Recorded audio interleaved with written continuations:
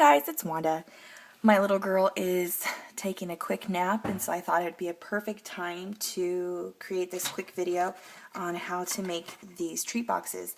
I've been doing them for quite a few of my workshops, and it takes more than one time of showing someone for them to really kind of get it. So what I'd like to do is create a quick video showing you how you can score, fold, tape these adorable little treat boxes. This one is done with a 8.5 by 11 sheet of paper, and this one is done with a 12 by 12 sheet of paper. It's exactly the same folding process, just a different score line and just a different size paper. So that's really it. I'm going to be doing a couple classes this weekend, so I decided, even though Halloween is tomorrow and it's probably too late to make Halloween treat boxes for friends, neighbors, and maybe the teachers and kids in your children's class, that it's a great idea for any occasion. So my next actual workshop is going to be done with this exact same kind of idea, but it's going to be done with Christmas paper.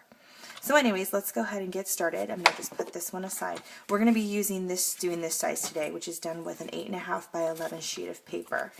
And that I'm going to be doing today with the pumpkin pie paper. And so the first thing you're going to need is your trimmer. You can use your Stampin trimmer if you're a major Stampin' Up! Fan. You don't use anything else. But I'm going to use my Fiskars trimmer because I love my Fiskars trimmer. And if you can also see here on the my Stampin' Up! Grid paper, I included the measurements. So the first measurement here is for an 8.5 by 11 sheet of paper, which is this exact same size here. The first thing we're going to do is score at 4.5 inches, and then we're also going to turn it lengthwise and score at 4.25. This size, if you like this bigger size, this is the 12 by 12 paper. You're going to score it at 5 inches, and then you're going to turn it over lengthwise, and you're going to score at 6 inches. So these are just a couple of measurements just in case you forget where we scored today. So go ahead and just watch it again and remember these measurements. But I'll tell you something, the minute you make this, do a couple, you can't forget it. It gets just burned into your brain. So the first thing we're going to do is we're going to turn our 8.5 by 11 paper lengthwise, and we're going to score it at 4.5. And I made notches right here for myself because I'm terrible at remembering where it's supposed to go. So you're going to get your bone folder, and you're just going to put it right here in the groove, and you're going to score it. And then I just flip it around, stick it back in my trimmer, line it back up at 4.5 inches, score it again. Okay, and now the 4.5 inch score is actually the lengthwise, and what I do is I put it at 4.25, and all I'm doing is making a little score at the top, a little score at the top right here and one at the bottom. And the reason I'm just doing a little notch is so that way when I fold it, I'm meeting everything up in the middle and I know where I'm going to be folding. So now I'm done with my trimmer. I'm just going to set that aside. So the first thing we're going to do is we are going to fold. So you're just going to fold along your score line. And if you've got your bone folder, that makes a nice, clean, crisp edge. Go ahead and use that. And then what we're going to do, I'm sorry if I'm moving my paper around too much here. I see my score marks here. You might not be able to see it well on the paper, but I can see it, and when you score it, you'll be able to see it just fine. I'm just going to meet the middle here. I'm just going to use those notch marks to line it up and fold it. Okay? You do the other side too. You're just going to line it up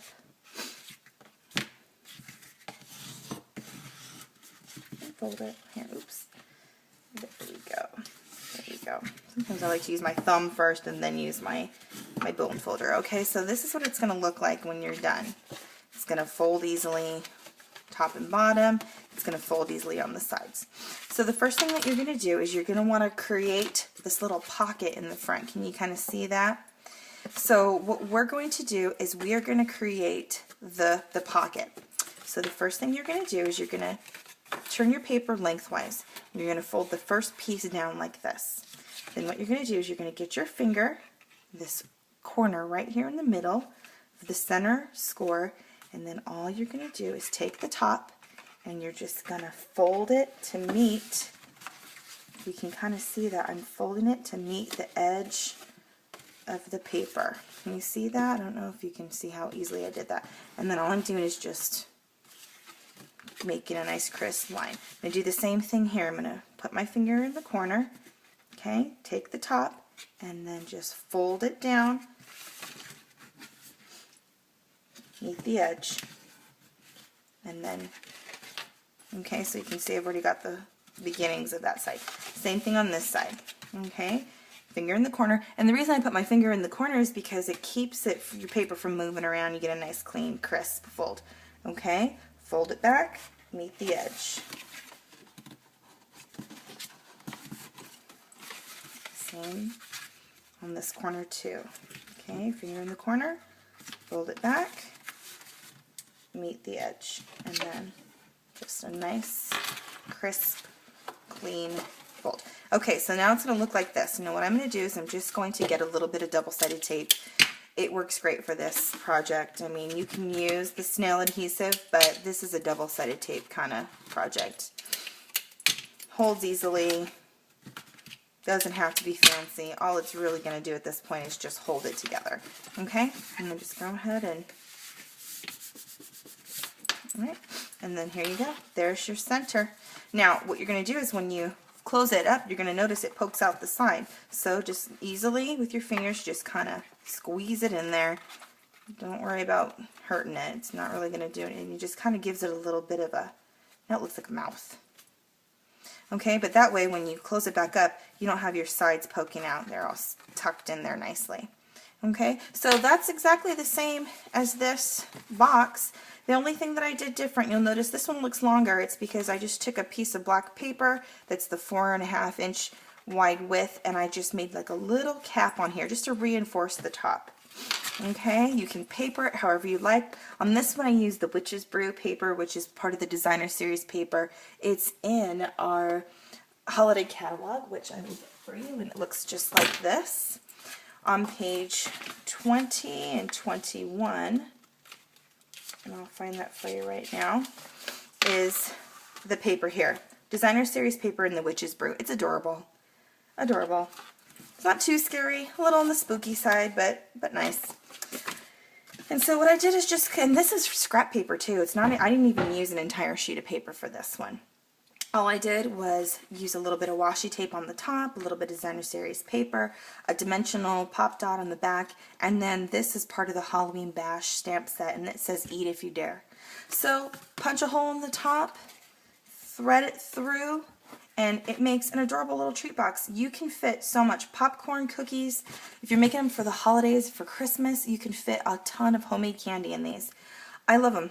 I've just had the greatest success with them, especially at my workshops, because even if you're not crafty, it's something that's easily done, and it just makes a really big impression. You also notice too that I just wrote our name on the back, Happy Halloween. I used the chalk pen on this one so that it would shine up off the back of the black paper, and look how adorable it looks. So that's it. You are welcome to visit my website, which is www.wandavalento.stampinup.net. If you go to my website, you'll be able to find all the items that you need for this particular project. And if you have any questions, feel free to contact me. All my contact information is there on my website, and I'd be happy to help you book a party, book a workshop, so that way we can craft together. All right, thanks so much for watching.